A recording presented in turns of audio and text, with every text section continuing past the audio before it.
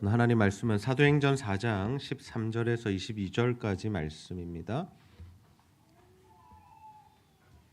사도행전 4장 13절에서 22절까지 말씀 우리 한 절씩 교독합시다. 그들이 베드로와 요한이 담대하게 말함을 보고 그들을 본래 학문 없는 범인으로 알았다가 이상히 여기며 또 전에 예수와 함께 있었던 줄도 알고 또 병난 사람이 그들과 함께 서 있는 것을 보고 비난할 말이 없는지라. 명하여 공회에서 나가라 하고 서로 의논하여 이르되 이 사람들을 어떻게 할까? 그들로 말미암아 유명한 표적 나타난 것이 예루살렘에 사는 모든 사람에게 알려졌으니 우리도 부인할 수 없는지라. 이것이 민간에 더 퍼지지 못하게 그들을 위협하여 이후에는 이 이름으로 아무에게도 말하지 말게 하자 하고 그들을 불러 경고하여 도무지 예수의 이름으로 말하지도 말고 가르치지도 말라 하니 베드로와 요한이 대답하여 이르되 하나님 앞에서 너희의 말을 듣는 것이 하나님의 말씀을 듣는 것보다 옳은가 판단하라. 우리는 보고 들은 것을 말하지 아니할 수 없다 하니 관리들이 백성들 때문에 그들을 어떻게 처벌할지 방법을 찾지 못하고 다시 위협하여 놓아 주었으니 이는 모든 사람이 그 된 일을 보고 하나님께 영광을 돌림이라. 이 표적으로 병난 사람은 40여 세나 되었더라. 아멘. 네, 우리가 이 사도행전 말씀을 함께 계속해서 살펴보고 있습니다. 예수님께서 부활하시고 승천하시기 전에 제자들에게 명하신 것이 있습니다. 그것이 무엇이냐면 너희들이 성령을 기다리라라는 것이었습니다. 예수님의 제자로서 3년 동안 공생의 사역에 함께했고 동력했지만 그들이 이제 예수님 없을 때에 그들이 정말 예수님의 이 사역, 생명 복음의 사역을 이어가고 승계하여 나가기 위해서 그들에게 반드시 부어져야 할 것이 있었는데 그것이 무엇이었냐면 바로 성령 하나님이 그들에게 부어져야 했다라는 거죠. 그래서 예수님의 제자들이 모였습니다. 아무 일도 하지 않습니다. 뭐 복음을 전하거나 사역을 하거나 또 병자들을 고치거나 이런 사역을 이어가는 것이 아니라 그들이 했던 일은 무엇이냐면 마가의 다락방에 모여서 함께 기도하며 성령이 부어지기를 기다렸다라는 거죠. 하나님의 때에 그들에게 오순절 날에 이제 성령이 부어지게 됩니다. 그들이 놀라운 역사를 체험하게 돼요. 소리도 들리고 바람 같은 소리도 들리고 불의 혀 같은 것들이 보이고 놀라운 이적들이 나타나고 자신들에게 이 한 번도 해보지 않았던 이 방언의 역사들이 터져 나오기 시작합니다. 근데 그들이 성령을 받았을 때 그들이 어떤 행동을 했는지를 보면 하나님께서 그들에게 성령을 부어주신 이유가 무엇인지를 알 수 있죠. 우리가 보통 이 성령의 체험을 하게 될 때 어떤 것들을 기대하게 됩니까? 더 신령한 것들, 더 자극적인 것들, 또는 이 성령 충만할 때 있었던 그 감격과 감동들을 계속해서 누리기를 원한다라는 거죠. 그래서 교회에서 되지 않으면 또 기도원을 찾아가고 기도원에 갔다가도 안 되면 신령하다는 분을 찾아가고 우리가 이러한 삶을 살아갈 수도 있다라는 겁니다. 근데 우리가 성경을 자세히 보면요, 제자들이 그렇게 하지 않았다라는 거예요. 성령의 기름 부음을 받은 이후에 또다시 하나님 이거 또 체험하게 해주세요. 하나님 이런 부분을 더 강력하게 부어주세요라고 기대했던 것이 아니라 그들이 했던 일은 무엇이냐면 나가서 예루살렘에 모여든 사람들을 대상으로 복음을 전했다라는 거죠. 하나님께서 우리에게 성령을 부어주시는 이유가 바로 이것입니다. 우리에게 무언가 더 신령한 것들을 자꾸 찾고 기대하라는 것이 아니라 뭐 하기 위함이죠? 예수 그리스도의 복음을 온 천하의 열방에 전하게 하시기 위해서 우리에게 성령을 부어주시는 줄 믿으시기를 바랍니다. 그래서 우리가 이 성령을 받게 될 때 우리의 삶의 가치관과 또 우리 삶의 목적과 이유가 달라진다라는 거예요. 우리는 과연 무엇을 위한 삶을 살아가고 있을까요? 여러분 개인의 삶은 정말 누구를 위한 삶을 살아가고 있습니까? 나 자신입니까? 아니면 혹여나 우리 자녀들입니까? 아니면 정말 예수 그리스도 하나님을 위한 삶을 살아가고 계십니까? 이 베드로와 요한이 성전으로 들어가고 있었습니다. 기도하기 위하여 들어갈 때 누구를 만나게 되냐? 나면서부터 걷지 못한 사람, 흔히 말해서 우리가 안진뱅이라고 표현을 하는데요, 한 번도 걸어보지 못한 사람을 만나게 됩니다. 근데 그 사람이 베드로와 요한을 주목해요. 왜요? 구걸하려고요. 돈 한 푼 달라고요. 근데 베드로와 요한이 어떻게 합니까? 그에게 돈을 줄 생각이 없습니다. 어쩌면 주머니에 돈이 없었을지도 모르겠습니다. 돈을 주고자 함이 아니라 우리를 주목해라라고 한 이후에 그들이 그에게 주었던 것은 뭐냐면 이 돈이 아니라 그의 인생에 가장 중요한 것, 가장 귀한 것을 주었습니다. 무엇을 줍니까? 예수의 이름으로 일어나 걸으라라고 말했을 때 그 사람이 일어나서 걷게 되었다라는 거죠. 성경에 보면 그가 40여세나 되었다라고 기록하고 있습니다. 40년 동안 한 번도 걸어본 적이 없는 사람입니다. 근데 그 사람에게 예수의 이름으로 명령할 때 그가 일어나서 걸었다라는 거죠. 그 기적을 체험한 안진뱅이가 어때요? 너무 행복한 거예요. 기쁜 거예요. 처음 있는 일이잖아요. 나도 이제 걷는 삶이 되었잖아요. 그래서 걷기도 하고 뛰기도 하며 하나님을 찬양했다라고 합니다. 그러다 이 주변의 사람들이 어때요? 난리가 난 거죠. 그 사람을 몇 년이나 보았을까요? 자기의 이 성전에 온 횟수만큼 봤겠죠. 매주 또는 매일 이렇게 성전에 왔을 텐데 5년, 10년, 20년, 30년 계속 본 사람 아니겠습니까? 그 사람이 일어난 것을 경험했습니다. 보았습니다. 그러자 이 사람들의 눈이 어디로 주목됩니까? 이 베드로와 요한에게 주목됩니다. 저 사람들이 일으켰어. 저 사람들에게 뭔가 능력이 있는 것 같아. 그때 베드로와 요한이 뭐라고 이야기해요? 아니야. 우리의 경건이나 우리의 능력으로 행한 일이 아니야. 이거는 하나님의 능력이야라고 분명히 말하고 있습니다. 여러분, 우리가 예수를 믿고 성령을 받고 하나님의 일들을 감당하고 사역을 하면서 때로는 우리가 받게 되는 이 유혹 중에 하나가 뭐냐면 나의 능력으로, 나의 경건으로 내가 다른 사람들과는 뭔가 다르기 때문에 이러한 일들이 일어나는 거야라고 설명하고 싶고 평가받고 싶고 인정받고 싶은 욕구가 우리 안에 있다라는 거예요. 우리가 누군가를 위해서 기도해 줬는데 정말 그 사람의 문제가 해결되었어요. 그때 우리 안에 어떤 마음이 생길 수 있어요? 아, 하나님이 내 기도는 들으시는구나. 정말 나는 신령한 사람이야. 나는 능력 있는 사람이야.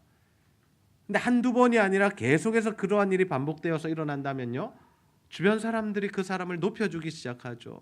당신 신령한 사람입니다. 능력 있는 사람입니다. 당신의 기도를 통해서 우리가 이렇게 역사를 경험했습니다. 우리가 이것을 주의해야 한다라는 거예요. 하나님의 일은요, 하나님이 하시는 거고 하나님이 원하실 때 하나님의 방법으로 일어나는 것이지 사람의 경건이나 사람의 어떤 모양 때문에 일어나는 일이 아니다라는 겁니다. 최근에도 한 어떤 선교사님의 문제로 인해서 한국 교회 전체가 이 신음하고 아파하고 있는데요. 정말 능력 있었던 사람, 엄청난 이 날카로운 메시지를 던졌고 또 이 주님의 재림이나 마지막 때를 향한 메시지를 던졌던 분의 이 아픔의 소식들을 우리가 듣게 될 때 우리가 다시 한번 자각해야 하는 것은 무엇입니까? 절대로 우리가 사람에게 주목하지 않아야 한다라는 거예요. 우리가 사람을 높여서는 안 된다라는 겁니다. 물론 우리 눈에 보이는 것은 사람이고 하나님의 말씀이 사람들을 통해서 하나님이 세우신 자들을 통해서 대언되어지고 우리에게 선포되어지는 것은 분명합니다만은 그러나 그분을 통해서 말씀하시는 하나님으로 가야지 그분에게 우리가 머물러서는 안 된다라는 거죠. 베드로와 요한은 자신의 능력이 아님을 분명하게 밝혔습니다. 그러나 이 사람들이 어떤 일들이 있어요. 이 기적과 설교와 이 베드로의 행하는 이 하나님의 일들을 보면서 사람들이 이제 예수를 믿기 시작하는 겁니다. 성경에 보니까 이 사건과 설교를 통해서 몇 명이 죽게 돌아왔다라고 합니까? 성인 남성만 5천 명이 돌아왔다라고. 어마어마한 기적이 일어난 거예요. 기적과 설교를 통해서 예루살렘의 수많은 사람들이 이 예수를 믿기로 작정하고 성도가 되고 교회로 모여들기 시작한 겁니다. 초자연적인 일들, 하나님의 기적의 역사들이 지금 이 예루살렘 교회 가운데 일어나고 있다라는 거죠. 근데 항상 하나님의 일들이 이루어질 때 어떤 세력도 함께 일어나는 줄 아세요? 악한 세력들이 함께 일어나요. 하나님의 일을 방해하려는 세력이 일어납니다. 그들이 누구냐면 사두개인, 제사장들, 성전을 맡은 자들, 다시 말해서 종교 지도자들이었어요. 이 종교 지도자들이 베드로가 안진뱅이를 일으키고 설교해서 사람들이 예수를 믿는 것에 대해서 불쾌한 마음을 가져요. 기분이 나쁜 겁니다. 그래서 그들을 감옥에 가둡니다. 그리고 했던 이야기가 뭐냐면 네가 무슨 권세로 이런 일을 하느냐입니다. 무슨 권세로. 네가 누구의 이름으로 이 일을 행하느냐라는 겁니다. 이런 사역을 한 권위와 권세는 우리만 가진 건데 네가 무슨 권위로 하고 있느냐. 우리가 너한테 권위를 부여한 적이 없는데 네가 어째서 지금 이런 사역을 하고 있느냐라고 물은 것이죠. 그들은 누구를 인정하지 않았습니까? 예수님을 인정하지 않은 겁니다. 그래서 예수님을 죽였죠. 근데 그 예수의 제자들이 똑같은 일을, 예수님이 하시는 그 똑같은 일을 하고 있으니까 기분이 나쁘고 저들을 죽여야겠다라는 그러한 생각을 하게 되는 겁니다. 그러나 이 베드로와 요한 그 순간에도 뭐 하고 있냐면 예수의 복음을 전하고 있어요. 사도행전 4장 12절 말씀 우리 함께 한번 읽어보겠습니다. 시작. 다른 이로서는 구원을 받을 수 없나니 천하 사람 중에 구원을 받을 만한 다른 이름을 우리에게 주신 일이 없음이라 하였더라. 아멘. 뭐 하는 거예요? 야, 니네가 무슨 권위로 이런 일을 해? 니네에게 내가 권세를 주지 않았는데 너 왜 이런 일 하는 거야? 라고 이야기할 때 이 베드로와 요한은 어떤 기회로 삼는 거예요? 복음 전하는 기회로 삼는 거예요. 너희들이 버린 돌이 그 예수 그리스도가 모퉁이 돌이 되셨어. 구원의 길을 내셨어. 그래서 그 예수 그리스도를 믿는 자만이 구원을 받을 수 있어. 이 선명한 예수 그리스도의 복음을 그들에게 전했다라는 거죠. 근데 그들이 그 복음 앞에 깨어지지 않습니다. 워낙 그 마음이 강팍하기 때문에 복음을 들어도 깨어지지 않아요. 그러면서 그들은 이제 의논하기 시작하는, 당황하기 시작하는 거예요. 왜? 이 사람들 학문 없는 범인으로 알았는데, 이 사람들 율법 교육도 제대로 안 받았는데, 우리 멤버십도 아닌데, 다시 말해서 지금으로 치면 뭐 신학교도 안 나왔는데 어떻게 이렇게 논리적이고 설득력 있고 주의 말씀을 잘 전하는 거지? 이 사람들이 깜짝 놀란 겁니다. 그리고 나서 자기들끼리 모여서 회의를 해요. 어떤 회의를 하냐면, 야, 이 사람도 어떻게 처리할까? 이 예수의 제자라는 자도 어떻게 처리할까? 그때 그들이 고안해낸 방법이 뭐냐면 이것입니다. 위협하고 내보내자. 근데 내보내는데 다시는 예수의 이름으로 말도 하지 못하게 하고 복음도 전하지 못하게 하고 사역도 하지 못하게 하자. 이것이 그들의 수준이었어요. 종교 지도자들의 수준이 이것밖에 안 되는 겁니다. 정말 이 예수를 통해서 이런 능력이 나타났다면 진짜 예수가 진짜인가 이런 고민을 해봤어야 되잖아요. 자신들은 한 번도 이런 기적을 이렇게 보지 않았더라면 정말 이게 왜 일어났을까를 뭐 연구조사위원회 만들어가지고 정말 그래서 예수가 누구신지 진짜 그분이 살아계신 하나님의 아들인지 이 제자들에게서는 왜 이런 일이 나타나는지를 그들이 한 번쯤은 고민해 봤을 법한데 그게 아니라 한다는 이 행동이 뭐냐? 말 못하게 하자. 예수 이름으로 아무 사역도 못하게 하자. 그 정도 수준밖에 안 되는 거죠. 근데 그것이 뭐예요? 위협으로 협박으로 다가오는 거예요. 어떤 협박인 거예요? 한 번만 더 이야기해. 한 번만 더 예수 이름으로 사역해봐. 우리 가만두지 않아 너희들. 이렇게 협박하는 겁니다. 물론 지금은 내보내주지만 가만두지 않겠다라는 거죠. 그때 베드로와 요한이 뭐라고 대답합니까? 사도행전 4장 19절에서 20절 말씀, 중요한 말씀입니다. 우리 함께 한번 읽어봅시다. 시작. 베드로와 요한이 대답하여 이르되 하나님 앞에서 너희의 말을 듣는 것이 하나님의 말씀을 듣는 것보다 옳은가 판단하라. 아멘.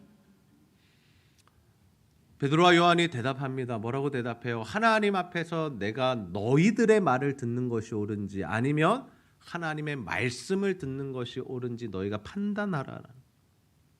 자신들은 판단이 끝난 겁니다. 누구 말 듣겠다는 거예요? 하나님 말씀 듣겠다라는 거예요. 자신들이 보고 들은 것을 전하지 않을 수 없다라고 이야기하는 겁니다. 우리가 만난 예수님, 우리가 경험했던 예수님, 그에게 들었던 복음, 그에게 받은 능력, 우리가 나타내지 않을 수 없다라고 분명하게 그들에게 말하고 있는 겁니다.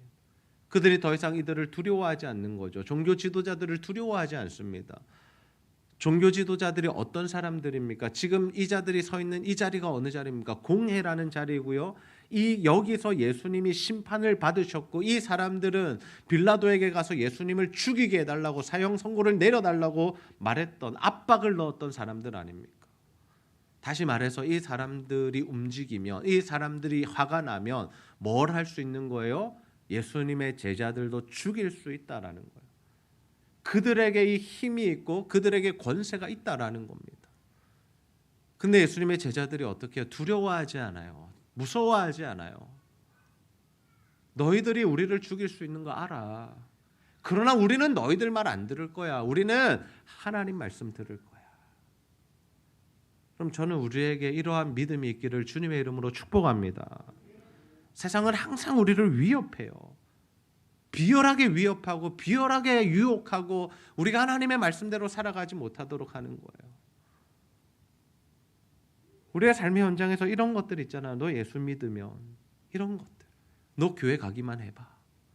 너 회식 자리 이번에 빠지면 너 손해보게 될 거야. 이번에는 세상 방식대로 하지 않으면 우리의 룰대로 하지 않으면 너 여기서 쫓겨나게 될 거야. 늘 우리가 받는 위협 아닙니까? 우리는 늘 손해를 감수하고 살아가는 존재들 아닌가요? 근데 예수님의 제자들의 모습을 볼 때 우리도 사실 그 고난에 동참해야 한다라는 거죠. 우리가 고난에 동참할 때 힘든 것이 뭐냐면 하나님이 잘 보이지 않아서예요. 하나님이 우리 옆에 딱 계시고 계속해서 우리에게 말씀하시고 괜찮아 내가 너 보호해 줄게 라고 지속적으로 우리에게 함께하고 계신다라면 우리가 그런 거 별로 두렵지 않겠죠. 근데 때로는 하나님은 보이지 않고 뭐만 보이는 거예요? 세상만 보이는 거예요. 우리를 위협하는 존재들만 보이는 거예요. 실제로 그들에게 우리가 하나님 말씀대로 했더니 어떤 일이 벌어져요? 진짜 손해를 보는 일이 벌어지는 거예요. 조롱을 당하는 겁니다. 그럴 때 우리가 정말이 하나님의 말씀대로 계속해서 살아야 되는가? 좀 현실과 좀 다르지 않는가? 이러다가 우리가 직장도 잃게 되는 것 아닌가? 이러다가 친구 다 사라져 버리는 거 아닌가? 이런 고민들을 하게 되는 거죠. 세상이 말하는 대로 살지 않으면 진짜 손해를 보게 되는 겁니다. 여러분 우리가 그러한 순간에 뭘 선택해야 한다라는 거죠. 뭘 선택하시겠습니까? 정말 이 땅에서의 삶을 위해서 세상의 방식과 세상이 말하는 그 말에 따라가시겠습니까? 아니면 우리가 손해를 본다 할지라도 우리의 자리가 위협당한다 할지라도 정말 이 하나님의 말씀 주의 말씀대로 살아가기를 선택하시겠습니까? 하나님은 베드로와 요한이 하나님의 말씀대로 살기로 결단할 때 그들을 도와주세요. 어떻게 도와주시냐면 그들이 풀려나도록 도와주세요. 왜요? 종교 지도자들에게도 특별한 명분이 없었습니다. 이 사람들을 처벌할 어떤 방법이 하나도 없는 거예요. 그래서 놓아주게 되는 거죠. 근데 그 일을 통해서 누가 영광을 받아요? 하나님이 영광을 받아요. 사람들이 하나님께 영광을 올려드렸다라고 하죠. 하나님을 찬송했다라고 하잖아요. 그럼 우리가 하나님의 말씀대로 살아가면 하나님께서 우리를 통해서 영광을 받으신다는 사실을 믿으시기를 바랍니다. 하나님은 그것 하시고 싶은 거예요. 우리를 선택하시고 우리를 부르시고 하나님의 자녀 제자 삼으시고 우리가 하나님의 말씀대로 살아갈 때 하나님이 원하시는 바는 무엇이냐? 하나님이 영광을 받기를 원하신다라는 하나님이 나타나기를 원하시고 하나님께서 정말 이 세상에서 이 위대한 분이심을 드러내기를 원하신다라는 누구를 통해서? 저와 여러분들을 통해서요. 이 사건 이후에 또 제자들이 풀려납니다. 근데 그들이 어떻게 해요? 멈추지 않아요. 계속해서 복음을 전하는 겁니다. 이 복음을 전할 때에 놀라운 이적들이 일어나요. 사도들의 손을 통하여 기적과 표적들이 일어났다라고 합니다. 하나님이 그들과 함께 하시니까 사람들이 예수를 믿는 역사들, 그리고 귀신이 떠나가는 역사들, 병자들이 치유받는 역사들이 계속해서 일어나는 거예요. 제자들을 통해서. 그러자 종교 지도자들이 또 이들을 감옥에 넣어요. 또 잡아오는 거예요. 또 감옥에 넣는 거예요. 실제적인 고난들은 끊임없이 일어나는 겁니다. 근데 하나님도 가만 계시지 않죠. 이번엔 천사를 보내서 제자들을 끌어내십니다. 기적적인 방법이에요. 왜 기적적인 방법이냐면요. 그때 감옥의 문은 닫혀 있었고 지키는 자들이 바깥에 있었다라고요. 그래서 종교 지도자들이 이 사람들 신문하기 위해서 그 사람들 끌고 나와 했을 때 지키던 사람들이 들어갔는데 죄수들만 없어진 거예요. 자기들은 언제 나가는지도 보지 못했고 감옥의 문도 닫혀 있는데 사람들만 사라진 거죠. 하나님의 놀라운 기적이 일어난 겁니다. 그리고 그 제자들에게 하나님께서 이런 말씀을 하세요. 사도행전 5장 20절 말씀인데요. 가서 이렇게 말씀하신 거예요. 가서 그들을 감옥에서 풀어주시면서 이렇게 말씀하시 가서 성전에 서서 이 생명의 말씀을 다 백성에게 말하라 하며 세 가지 말씀하시는 거예요. 가라는 거예요. 누구에게요? 사람들에게요. 그리고 어떻게 하래요? 성전에 서래요. 장소를 알려주세요. 그리고 세 번째 할 일이 뭐예요? 생명의 말씀을 그들에게 전하라는 겁니다. 복음을 전하라는 겁니다. 그 일을 위해서 그들을 꺼내셨다라는 거예요. 우리 삶에 하나님의 기적이 일어나는 이유가 무엇일까요? 우리로 하여금 자랑하기 위함일까요? 야, 하나님이 이번에 이런 기적을 베풀어 주셨어. 하나님이 우리 자녀를 이렇게 좋은 대학에 보내주셨어. 기도했더니 하나님이 내 병을 고쳐주셨어. 하나님이 이번에 이렇게 좋은 직장에 취직하게 하셨어. 여러분, 우리 보고 자랑하라고 하나님이 기적을 베풀어 주시는 겁니까? 아니라는 겁니다. 뭐 하라고요? 복음 전하라고요. 너희들이 해야 할 일이 있는데 사람들에게 가서 복음 전해. 내가 그 일을 위해서 너희들 꺼내주는 거야. 그래서 제자들이 어떻게 이 기적에 대해서 반응하냐면요, 풀려났으니까 우리 같으면 어떻게 할 거예요? 다시는 안 잡히려고 도망가겠죠. 야, 도망가자. 우와, 감옥 생활 힘들었다. 다시는 안 잡히고 싶다. 도망가자. 그러고 도망갔겠죠. 아니면요, 사람들에게 이 엄청난 일들을 간증했을 겁니다. 야, 너네 이 기적 체험해봤냐? 감옥 문이 닫혀 있는데 거길 통과하는 기적을 체험해봤냐? 나 그런 일을 체험한 사람이야. 너희들도 기도 열심히 하면 하나님이 그런 거 해주실 거야. 이렇게 하지 않더라는 거예요. 제자들은 뭐 하고 있는 거예요? 그냥 하나님 말씀하신 대로 또 가서 성전에 서서 복음 전하는 겁니다. 하나님이 시키신 일들을 계속해서 하는 거예요. 자신들의 어떠함을 드러내지 않아요. 전적으로 하나님의 말씀에 따라 움직이는 것이 제자들의 모습이었다라는 거예요. 우리가 집중해야 할 일은 무엇일까요? 우리가 신앙생활하면서 하나님의 능력이 나타날 때, 하나님의 기적이 나타날 때 우리가 해야 할 일은 무엇입니까? 하나님의 말씀대로 움직이는 것이죠. 주님이 원하시는 대로 정말 땅끝까지 이르러 복음 전하는 그 일, 우리가 감당해야 할 줄로 믿습니다. 우리가 하나님 위한 삶을 선택해도요, 고난이 임할 수 있어요. 제자들 감옥에 갇혔잖아요. 실제적으로 우리에게도 그런 일들이 일어나요. 복음 전하는 사명을 감당하는데 자녀들이 아플 수 있어요. 가정의 경제 상황이 어려워질 수 있다고요. 하나님을 위한 삶을 삶에도 불구하고 그런 일들이 일어날 수 있다라는 겁니다. 우리가 원하지 않는 일들이 일어날 수 있어요. 그럴 때 우리가 그런 생각하죠. 하나님 어떻게 이러실 수 있을까? 하나님 정말 살아계신 건 맞는가? 하나님 내게 이거 시키셔놓고 이러실 수 있는가라는 원망과 불평이 나올 수 있어요. 그러나 그건 우리의 착각이죠. 무슨 착각입니까? 우리 눈에 보이지 않는다고 하나님께서 역사하시지 않는 것이 아니라는 거예요. 하나님이 여전히 우리 가운데 일하고 계시고 하나님의 그 뜻과 계획들을 이루어가고 계십니다. 우리가 다음 세대의 사역을 어떻게 표현하냐면요, 수많은 사역자들이 이렇게 표현해요. 밑 빠진 독에 물 붓기와 같다라고 표현해요. 왜 그럴까요? 우리가 다음 세대들을 사역하는 일에는요, 수많은 재정이 들어갑니다. 열심히 들어갑니다. 시간이 들어갑니다. 사역자들이 자신의 삶과 자신의 모든 것들을 헌신해서 그들을 케어하고 그들을 만나고 복음 전하고 제자 훈련하는 시간을 가지게 됩니다. 그런데 우리가 잘 알다시피 다음 세대들이 잘 변하지 않아요. 확 변해서 정말 주님이 원하시는 그 삶을 확실하게 살아주면 좋을 것 같은데 이 더디단 말이에요. 때로는 정말 이들이 예수를 믿는가, 정말 이들이 주님을 인격적으로 만났는가, 정말 이들 안에 복음에 대한 감격이 있는가라는 것을 느낄 때가 많다라는 겁니다. 그럼에도 우리가 다음 세대를 향해서 계속해서 기도하고 헌신하고 이렇게 하나님 앞에서 하는 일들을 멈추지 않아야 하는 이유가 무엇입니까?